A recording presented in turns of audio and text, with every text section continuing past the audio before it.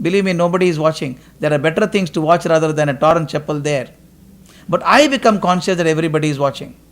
Believe me, my friends, emotional blocks are created by us only. The only way to take them out is try.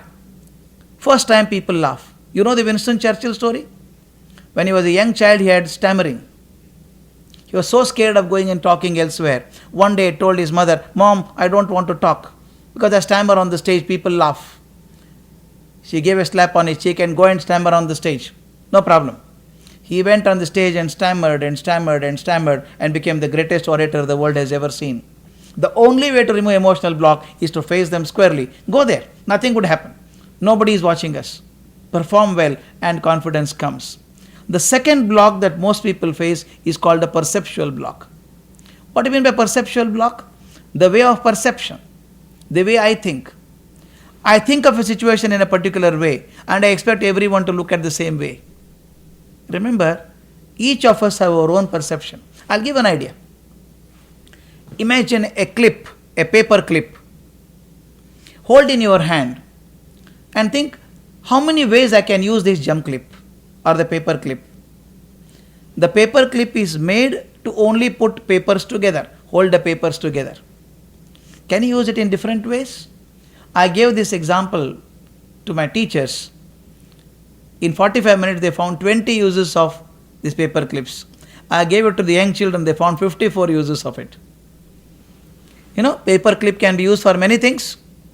Can be used as a hair clip, tie clip. Some people use as a ear pick. Some people, in case of make a perforation in the paper, straighten it up, make a hole. Why I am saying all this? Paper clip was not manufactured for that sake. You use it. That means a idea, a material doesn't have only one use. It can be used for many things. Many of us have things around us. I go on wondering, I don't have the right thing. With some creativity, you can use the same thing for different purposes. Remember, my friends, we all draw boundaries and get stuck to it. We don't cross the boundary. There's an interesting example given. One day, an elderly couple were staying in the house. A robber entered into the house. When the robber entered the house, the lady saw the robber, started shouting. The gentleman was shivering, he was nervous. And the robber thought if there could be any trouble, it could be only from the lady, not from the gentleman. He gagged her mouth and tied her tightly to the cot. She was struggling hard to come out. The old man was still shivering. The robber took a pencil from the drawer there and marked a circle on the floor and told this man, "Go and stand there in the circle. If you keep your foot out, I'll kill you." The man jumped in the circle and stood there. "Sir, I'll not move out of the circle." And robber asked, "There is the key to the cupboard." The gentleman showed the key. Robber robbed the cupboard, took everything and is about to leave. The gentleman was still standing in the circle. He said, "Don't come out of the circle till I cross the end of the road. If you cross it, I'll come back and kill you." The old man is still shivering in the center. "No, sir, I'll not come out of the circle. I'll stand here only." Only when the robber crossed to the end of the street, he slowly came out and did the stupidest act of his life, removed the gag from the wife's mouth. She gave him choicest abuse and said, "You fool, standing like a fool in the circle. The man was robbing the cupboard with his back to you and only one fellow was there and there's a hockey stick behind you. Could you not take and hit him? You are a coward." When wife said coward, the man could not take it. He said, "Don't call me coward. You don't understand. When the man was robbing the cupboard, I had kept my left foot out of the circle. The robber did not see at all." Keeping the left foot out of the circle is no great achievement. Creativity is just not making small changes. It is a quantum gem. Therefore, perceptions, you have a different perception, you become very successful. Many people thought about it, that I can go faster on the land. But somebody thought, no, in air you can go faster. Somebody thought of a totally different perception and got it. I'll give an example. There was a boy in England, he had no father, he lived with his mother. He was working in a garment industry. Those days, garment industry was not so sophisticated. When the cloth was ready, the threads will come and the knots will come.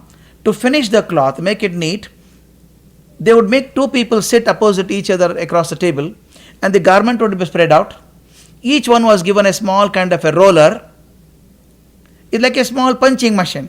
Two wheels in the front and a small revolving blade. They had to move it over the cloth. When the machine was moved over, the knots would get cut. And this boy had the same job from morning till evening. He would go on rolling the machine like this and finish the cloth. Evening he would come back home and complain about the ache in the hand. His mother would complain, at least on Sunday, Baba. In England it rains heavily and the grass would grow. Clean the grass, cut the grass. Those days only way of cutting the grass was take a small sword like thing, sit and go on cutting the grass. This boy first of all was tired all the day. Even on weekends had to cut the grass. He felt bad. Something struck him. He went up on the attic. He found the small perambulator. Perambulator was used when he was a small child. It was there in the attic. He took it out, cleaned it, took it to a blacksmith and said, look, I have got a machine in my garment shop where there are two wheels and a small roller blade. I use it to cut the knots. Now in the perambulator I have got two wheels in the front. There is an axis also. Can you get me a rotating blade for this? Blacksmith said, it's very easy. I make it for you. He got a rotating blade and fixed. This boy brought back home, kept the perambulator on the grass and went on moving his hand. When he pushed the perambulator, he started cutting the grass. The grass was cut so uniformly, so beautiful, neighborhood people started watching him. Then he left his job. He put a small board in front of him, John the grass cutter. He started charging for cutting the grass. He would take the machine, go to every house, cut the grass so beautifully and come back quickly also. But he back started aching.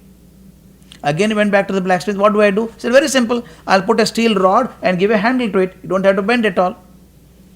Now he took a perambulator with the elevated handle, went on standing, pushing this one and then started cutting the grass. Don't you think, my friend, today this is called as lawn mower? The origin of the lawn mower is in a garment industry. Remember, the concept came from a garment industry. The man had a perception, this I can use it elsewhere. The moment you think of using the same item elsewhere, you become enormously creative. And third and the most important block, my friends, is called a habitual block. Habitual block means you get stuck into habits. Remember, anything repeatedly done becomes a habit. The moment it becomes habitual and mechanical, the joy dies. Remember the day you learned bicycle riding. Let us go back into our memory lane and see how we learned bicycle riding. You may learn different things in a different way, but all over the world, we learn bicycle riding the same way. You make your intent clear that you want to ride bicycle. Somebody elder at home, father, mother or sister, would bring a bicycle, make you sit on the bicycle.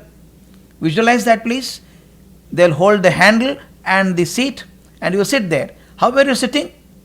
You are leaning on to the person. The person said, don't lean on, sit properly.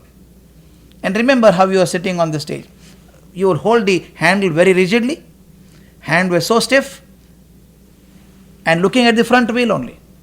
They gave you two messages. I always tell in a lighter vein, those two messages are enough for a lifetime. If you follow them, you will be successful. Handling of the handle was very rigid and you are looking at the front wheel. They told you, don't hold so tight, relax. And don't look here, look there. These two are very philosophical statements. Relax in your life. Don't look at immediate future, look at a distant future, you will be successful. And then your teacher went on pushing the bicycle. 2 days, 3 days, they can't be pushing you for eternity. After 3 days, your coach felt that you can drive. They removed the handle, only held the base of the seat, they pushed you and then stopped there. You were under the illusion that somebody is holding you. Suddenly you realize that nobody is holding, you turned back and fell down. After 1 week you could drive well. Tell me honestly, you were at your joyous best when you learned the cycle riding newly. A joy in your heart, you were on cloud 9. But after some time, riding bicycle became so mechanical, the joy disappeared. Anything becomes mechanical, the joy disappears. It happens to us in our own lives. I do the same thing without even thinking. Has it not happened to you many times? Your wife or your husband tells you while coming from your office, you go to the shop and bring the material. You drive in front of the shop only but go back home without realizing that you went before the shop but did not purchase it. Why? You are driving mechanically. You don't even think. When you started driving car newly, my friend used to say the worst thing that can happen to human being is to learn car driving. Because there are 2 legs and 3 things there. When to press what? But once you learn car driving, it becomes so easy, it becomes instinctive, it becomes impulsive, you don't have to think about it, automatically it happens. But initially when you enjoyed car driving, you really enjoyed it.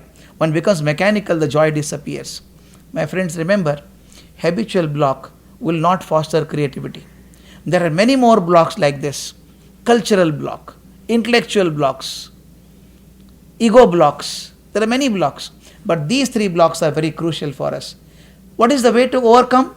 Peter Drucker, the great wise man of England in management, told, friends, the moment you feel they are doing things, doing any job mechanically, use a very hard word.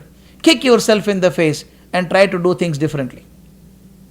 Consciously try different things. My teacher used to tell me, cycle riding is boring. Today, you ride the cycle without ringing the bell. Watch carefully, it's such a simple thing.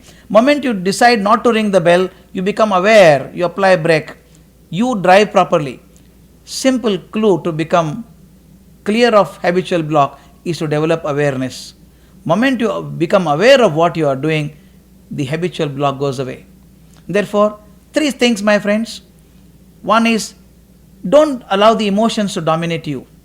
Try it. Even if you fail, nothing happens. Many people have failed but have recovered. Failure is not in failing. Failure is in failing, not rising every time you fail. Try it number of times, you will succeed. Perceptual block means try to look at the same thing from different angles, different perceptions. You get a new idea. And definitely 3rd one, don't get into habitual block. I'll come back to the same thing. The most creative person the world has ever seen is yourself. You are born creative. You are designed to be creative. As somebody said nicely, what you are is God's gift to you. What you become is your gift to God.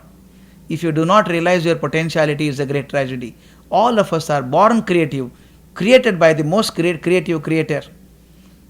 We should realize our creativity in our actions in everyday life.